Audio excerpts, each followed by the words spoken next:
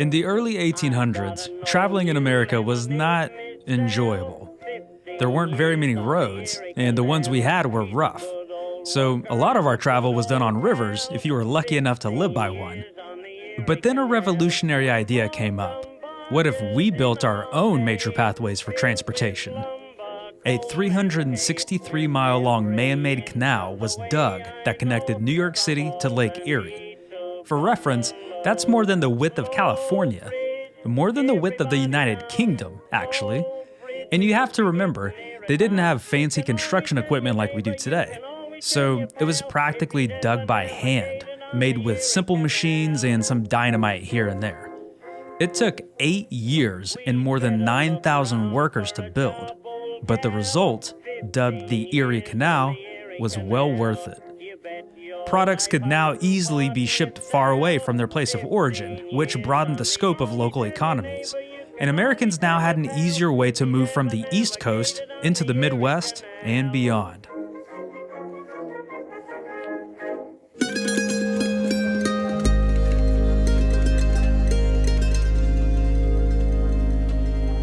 Welcome to the Reconnecting Roots podcast, where we dive deep into unique stories and aspects of American history and culture that are often overlooked by framing the future through the past. I'm your host, Ryan Estabrooks. I'm Gabe McCauley, host of the TV series Reconnecting Roots, which is currently airing on a PBS station near you, or available to watch on reconnectingroots.com. I'll be your guide throughout our story today. I'll be out in the field, talking and learning from people all across America.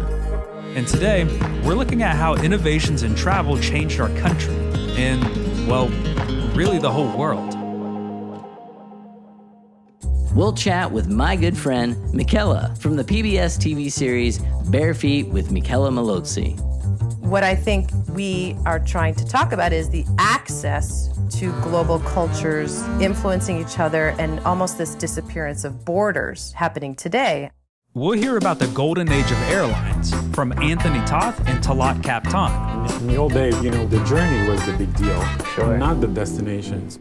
And we'll look at the future of Hyperloop travel with Bibop Gresta. It would be an amazing future when we are not losing half of our life in things that we are basically not efficient.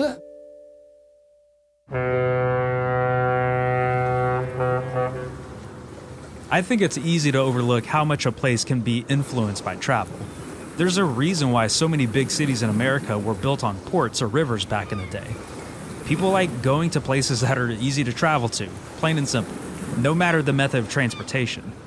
There were cities that became popular because there was a train station built there. And even now, there are towns made exclusively around highways because it's easy for people to hit the exit and bam, you're there. So travel isn't just about the fancy cars, subways, or buses we take to get around. It's about society and culture being shaped by our ability to move.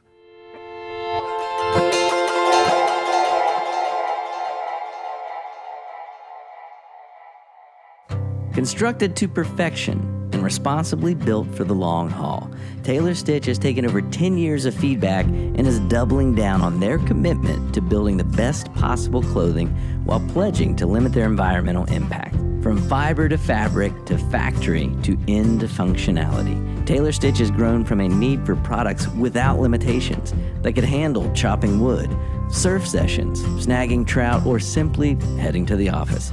On top of making the world's best apparel, they're asking questions about how they can protect wild forever. And as a Reconnecting Roots listener, use the code Reconnecting Roots. That's Reconnecting Roots, all one word, for 25% off all products, one use per customer. That offer is valid through July 2021. Taylor Stitch makes some outstanding clothing. How do I know? Because I wear it. I have some. And without a doubt, every time I'm sporting a jacket, a shirt, I get compliments. It looks good on me, so I know it'll look great on you. Taylor Stitch.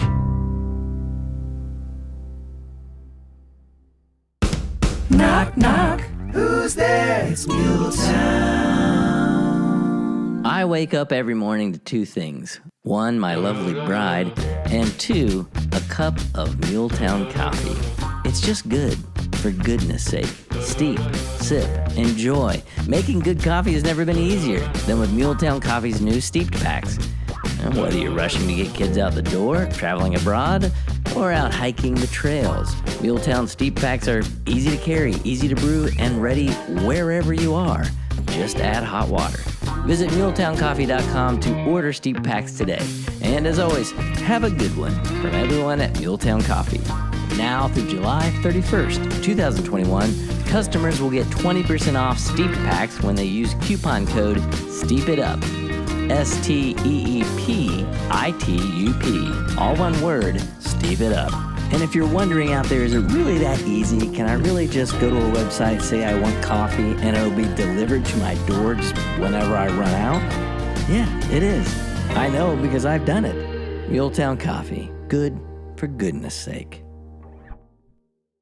Reconnecting Roots has some new friends we can't seem to shake. I mean, you know those guys. They crash on your couch, drink all your booze, and clutter the sink with leftover bowls of ramen. Earl and Craig host a PBS show called The Good Road with a companion podcast called Philanthropology. That's right, Philanthropology. They travel a ton around the world and seek out cool people who are change makers and tell their stories. Check them out at thegoodroad.tv, where you can jump to their podcast and info about the show. But I will warn you, if you connect with them, they will ask if they can crash on your couch. They've done it to me.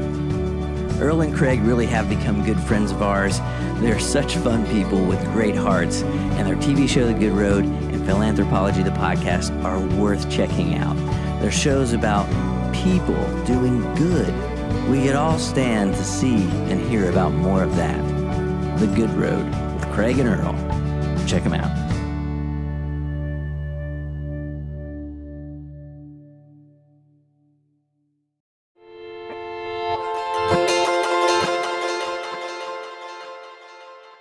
I feel like the road trip is a quintessential American cultural thing. It's kind of like this classic thing that's embedded in us. And yet, because cars are still somewhat of a relatively new thing, you know, hasn't been around super long. Right. You got to think the road trip is at least as much about the journey as it is the destination. If there's one thing I've learned from movies about road trips, it's that lesson right there. Yeah, and I mean, sometimes the journey's not always pleasant, but it's usually always memorable. It's sometimes miserable. Sometimes miserable, yes. We've had some of those too. I think, you know, besides some of the road trips I did take with family that were vacation-oriented, probably the other road trips that are most memorable for me were around my college years, and it was a group of us would hop in a car and we'd have fall break and we'd be like, all right, well, how far can we go and be back within 4 days? Those are pretty memorable times when you get that many people in a car. And I mean, there was one trip, this was a Thanksgiving break, and so we were trying to get people to their homes. But I think it was 7 of us in a big sedan. So it was 3 in the front, like bench seat style, and then 4 in the back. So, I mean, there was definitely hours of that trip I was just sitting on the floor.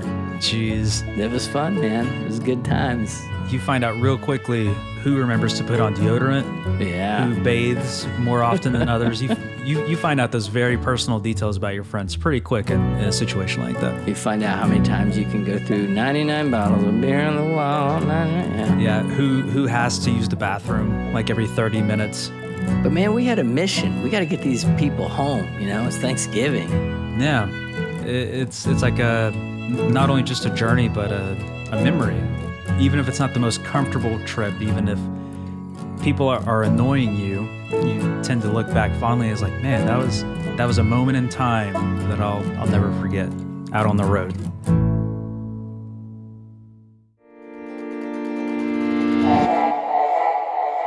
Cars definitely weren't our first means of travel, but they were a level up in freedom to go long distances without being restricted by train stations or schedules. And when cars became cheap enough for the average middle-class family to own, it created a new type of American adventure, the road trip.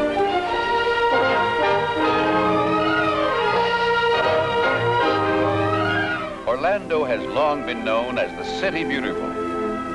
for in Orlando there are many flowers and trees made out of sunlight. In Orlando there are 54 lakes. It is a city of old established customs and huge new industries, as new as the day after tomorrow. Before then, taking any sort of vacation took a lot of planning. You couldn't just pop off to a big city for the weekend or do a spur-of-the-moment overnight trip.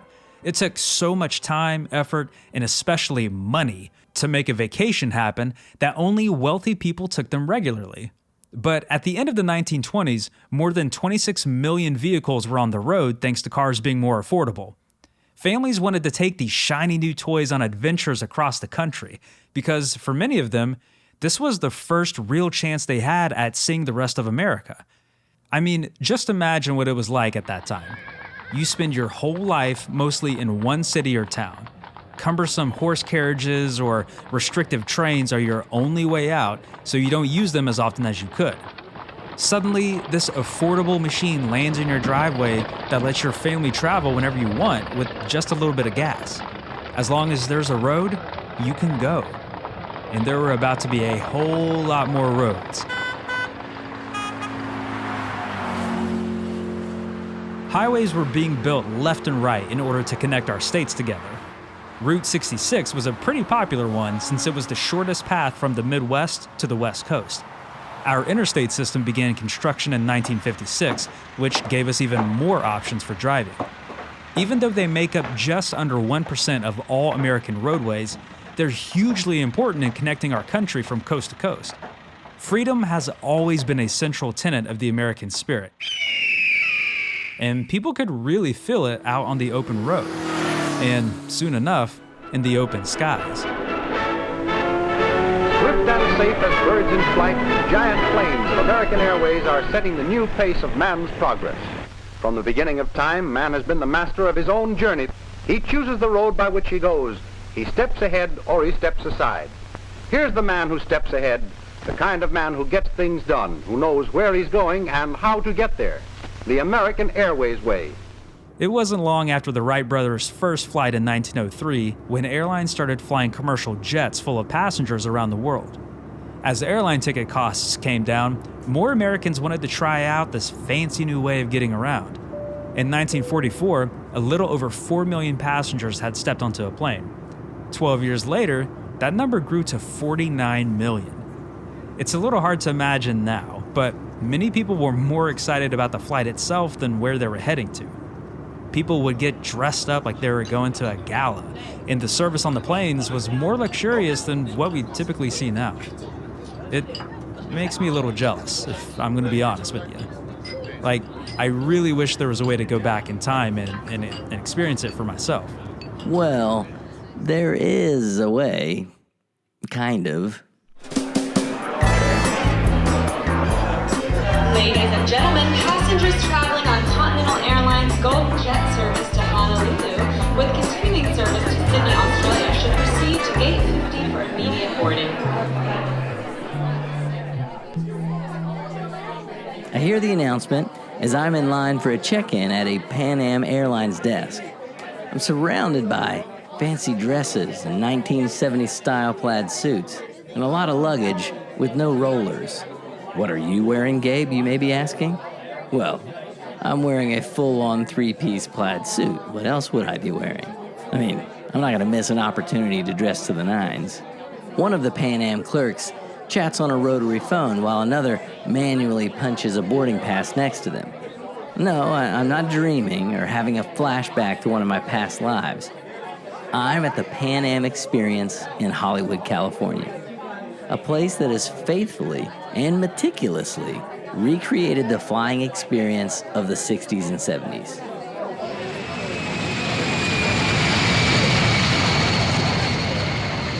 If you are a lover of nostalgia, you've got to check this place out. Anthony, who's put this plane and this experience together, is a stickler for the details, and he's collected everything. Not just Pan Am, but all these other airline paraphernalia and branding. I mean, he's got it. It's the proper word to say Pan Am experience. It's not just dinner on an old plane. From the moment you walk in, Everyone there is already in character, helping you to sort of feel like this is the late 60s, early 70s. You've just walked in and you're at the airport getting ready to fly on Pan Am.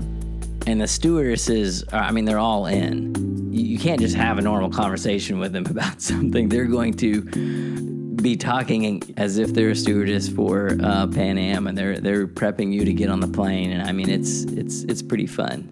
And you know, the plane is probably one of the most significant pieces to this. Getting on the plane, it will blow you away. First of all, just because it's huge. You're like, well, where's all the tiny, crowded little aisles where you have to like squeeze past everyone? I mean, it's not that way at all. There's plenty of room, even for those not in the first class or the upper deck. It feels luxury. We just don't fly like that anymore. You're given a meal there that would have been served on that plane, and it's anything but airplane food. It's like going to a nice restaurant. They put on a fashion show while you were there, sort of like showing you the different uniforms throughout the years and over the different airplane manufacturers and companies. It's fascinating to see what it would have been like, and then also to experience just once again sort of this idea of traveling in luxury.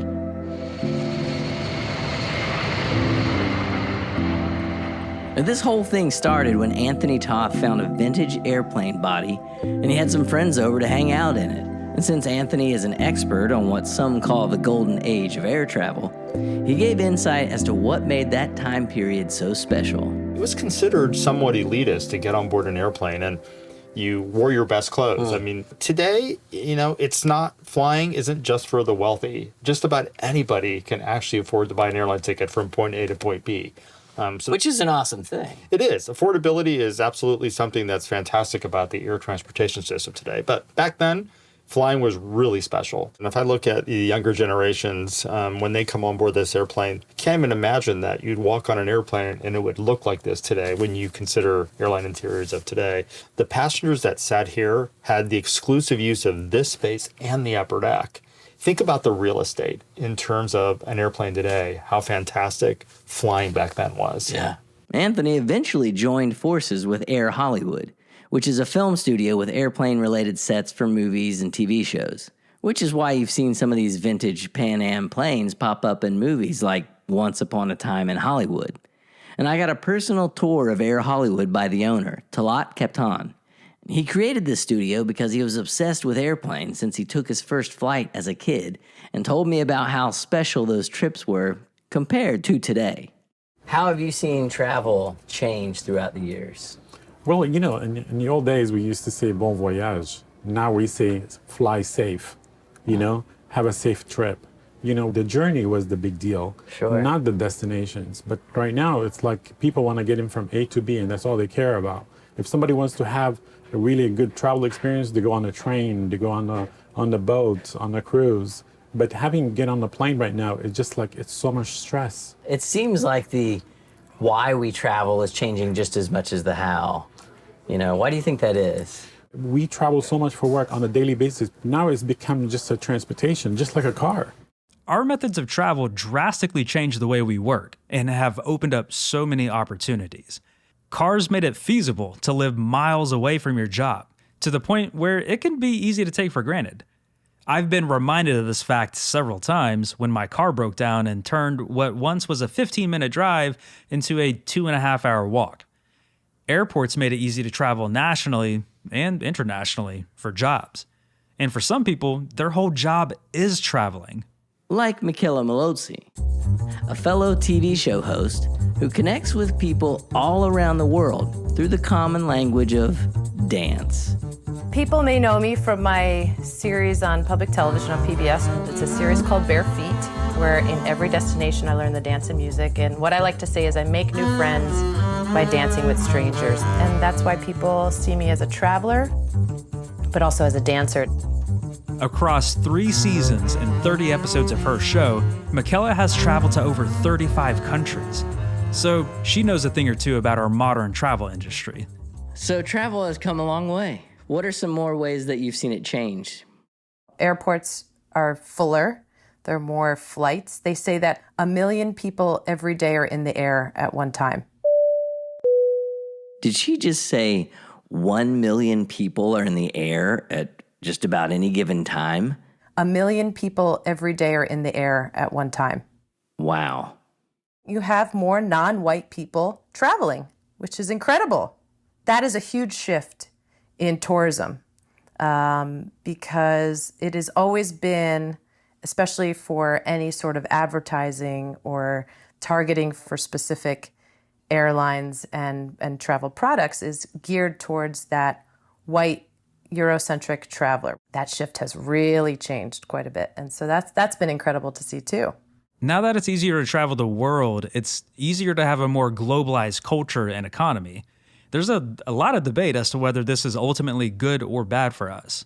Mickela has experienced some of this firsthand, but also found out that the idea of globalization is more complex and a lot older than we tend to think. Here's the exact definition. I'll read it for you. It says, globalization, the process by which businesses or other organizations develop international influence or start operating on an international scale. And when I read that, I was like, this isn't what everyone is always talking about globalization, even in my own head. And so for me to see it this way, globalization has been happening for thousands of years. Sure. The Silk Road is globalization. It is people who traveled from China through India to South Africa, through Central Asia, Persia, through all the way to Italy to exchange goods, trade business. On its way came trade of culture, trade of language, trade of food. Where do you think Italian ravioli come from? They come from Chinese dumplings. In the pure definition of it, globalization has been happening for a really, really, really long time. What I think we are trying to talk about is the access to global cultures influencing each other and almost this disappearance of borders happening today. So tell me one great thing about globalization. Without it, I wouldn't be here. My parents would still be in a little small town in Italy. The spread of the idea of democracy, the spread of the idea of human rights, like the French Revolution influencing the American Revolution. But there are terrible negative things. At what point do you step off a plane in Uzbekistan and you're right next to a Hard Rock Cafe and a McDonald's and you're like, I thought I left America, right?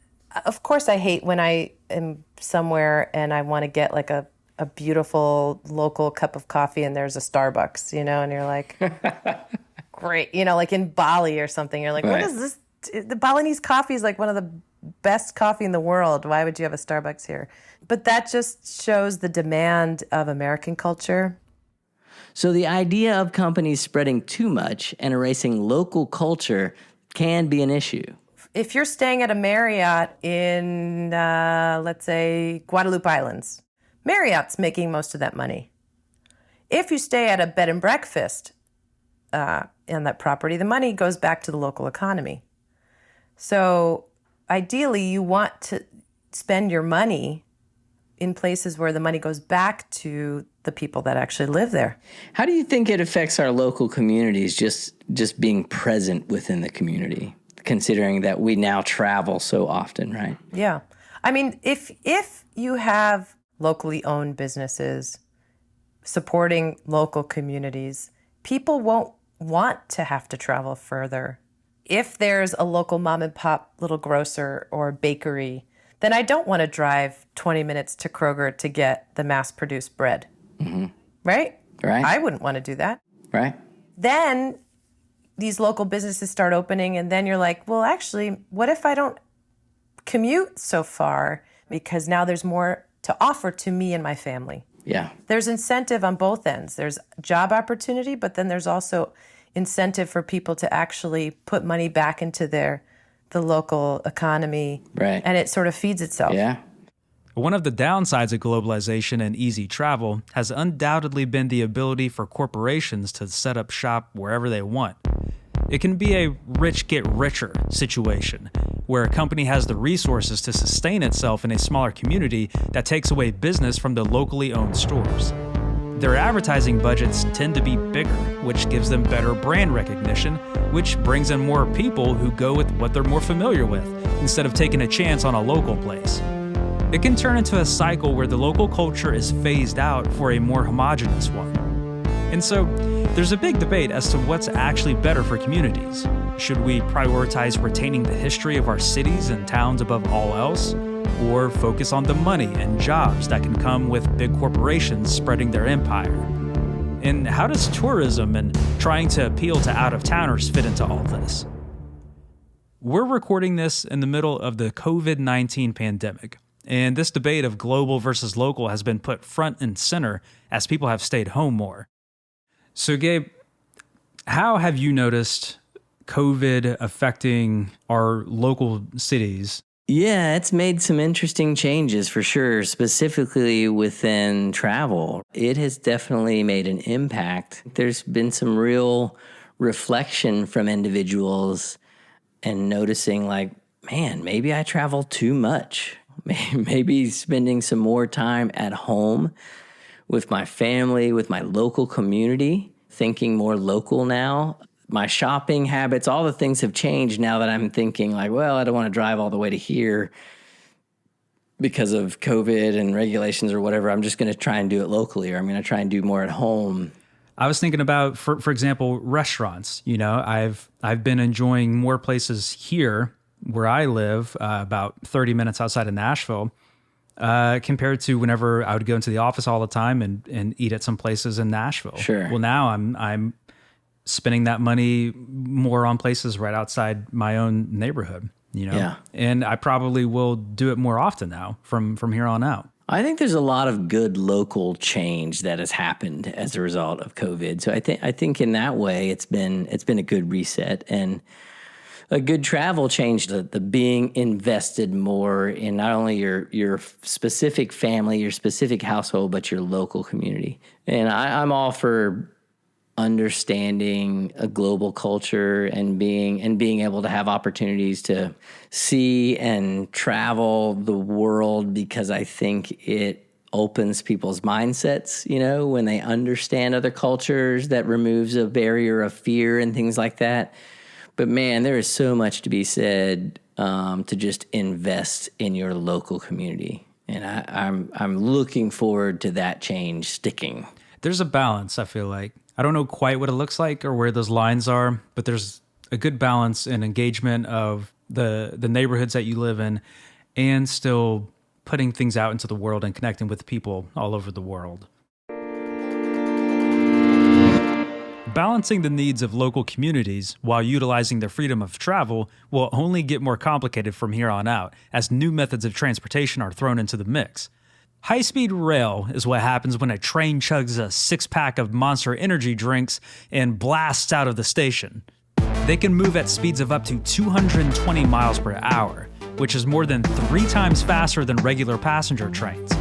Even though you can find them all around the world, high-speed trains were a little slow to start up here in America. But there are a few running today, with many more being constructed right this very moment. And if that's not quick enough for you, the new Hyperloop system being developed promises to move 3 times faster than high-speed rail.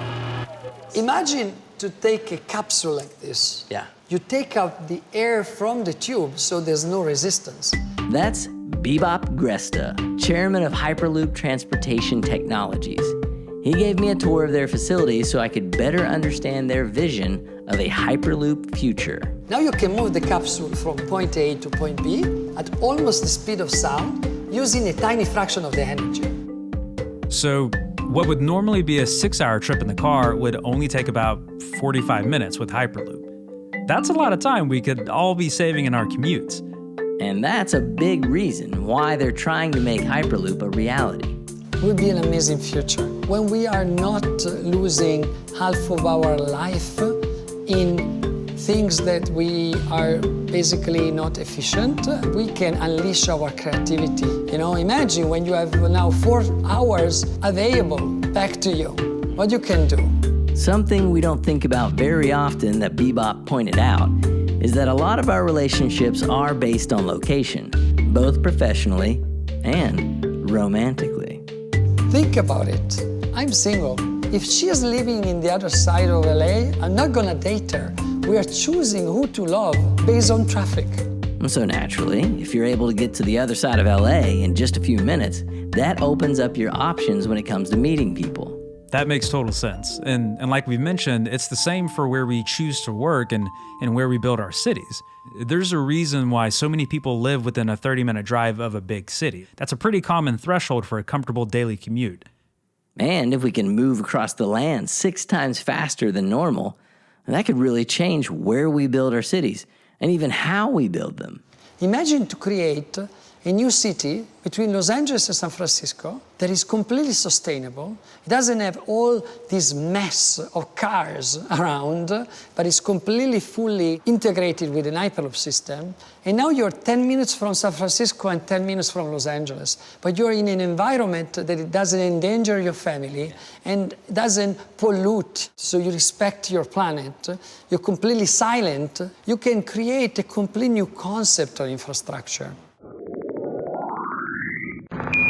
Houston, Tranquility Base here. The Eagle has landed. Now that we've conquered land, sea, and air, what's next? Well, naturally, space. T-minus 10, 9, 8, 7, 6, 5. All 3 engines up and burning. Private companies like SpaceX and Virgin Galactic are working to reduce the amount of money it costs to send people to space. This way, you wouldn't have to be an astronaut to see space stations and planets up close. There have already been successful test flights from these companies, but it's still up in the air as to when the average middle-class worker will get to see Mars with their own eyes. But it's possible that in 100 years, people will be raging about the traffic they constantly run into on the way to the moon. I constantly think about the reasons as to why we travel so much and what it does for us as people. And for me, it comes down to experiencing culture outside of your own local borders, which is something Mickela mentioned too. That's the thing about travel is like you realize we all need food on our table, roof over our heads, clothes on our back, love, comfort. And what I like to say too is, everybody needs a little music and dance. Hearing languages that may not be the same as yours, but realizing, wow, this is exactly like it is at home. Seeing how other people live and learning more about the world tends to make us more empathetic and connected to others around us. It can show us that we tend to have more things in common than we think, that the differences between us are often worth celebrating. And whether we're roaming the earth or venturing out to space, it's a reminder that at the end of the day, we're all neighbors.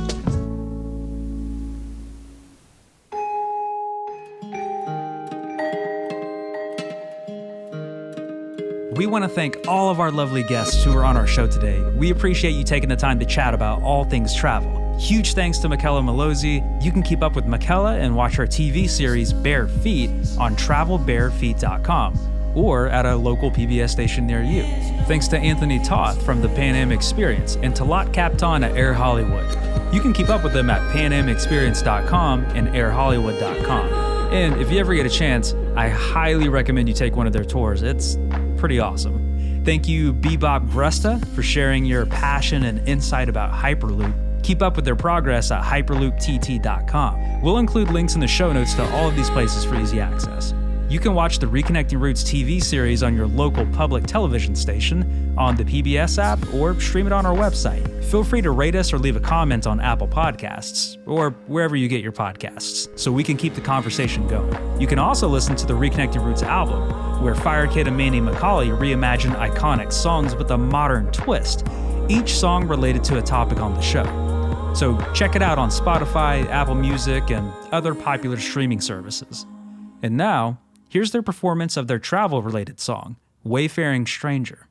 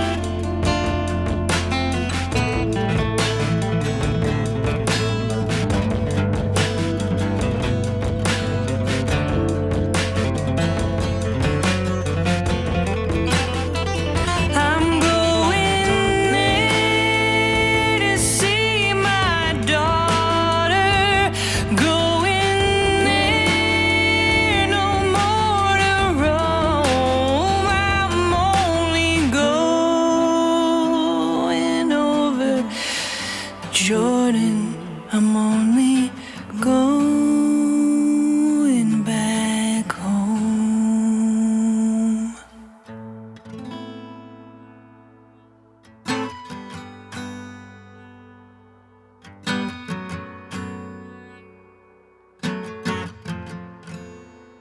I've seen a shadow gather around me through the path that's rough and steep in golden fields. She'll say she found me, my weary eyes no more shall weep.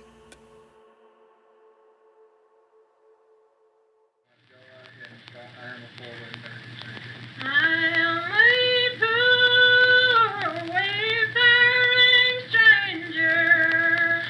I'm traveling through this world of woe. The Reconnecting Roots podcast is made possible by the following wonderful people. Our producer, Joel McAfee. Writer, researcher, and my co-host, Ryan Estabrooks. Research for this episode also provided by Larissa Goodlad and Joel McAfee. Consulting by Dave Boyd. Music supervisor and editor, Mandy McCauley. Score, George Polly and Paul Kinsing. Mixed by George Polly. And our executive producers, Frank and Karen Smith. And our amazing theme song, America the Beautiful, reimagined as We're Home by Fire Kid and Mandy McCauley. I'm just going over home. The Reconnecting Roots podcast is a Lil Dragon and Story Scout Studios production.